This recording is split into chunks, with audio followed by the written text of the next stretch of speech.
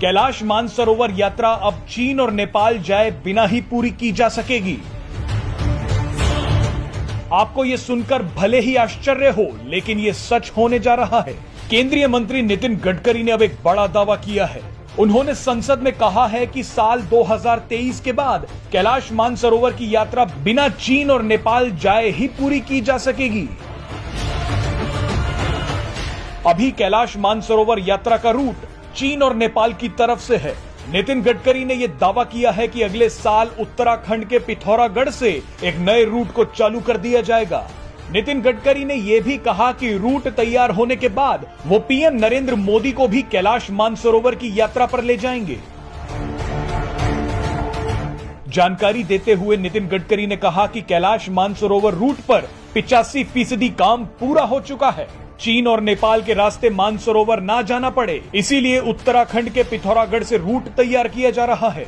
इससे कैलाश मानसरोवर की यात्रा करने वालों का न केवल समय बचेगा, बल्कि कठिन रास्तों की दिक्कतें भी खत्म हो जाएंगी।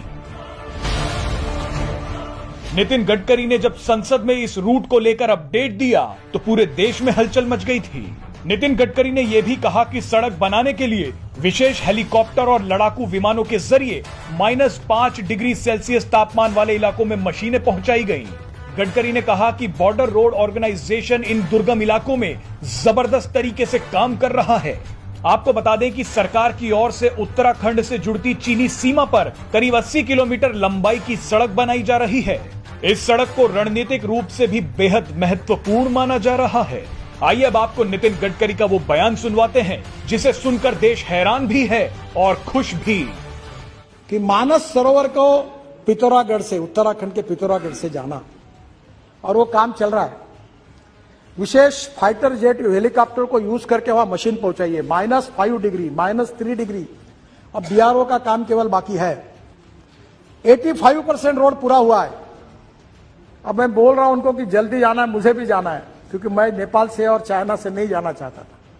तो मानस सरोवर को मैं आपको वचन देता हूं कि 2023 दिसंबर के बाद हिंदुस्तान के लोग पिथौरागढ़ से मानस सरोवर जा सकेंगे अपने रोड, और ये रोड बन जाएगा। Presenting B News app available on Google Play and App Store. Download it now.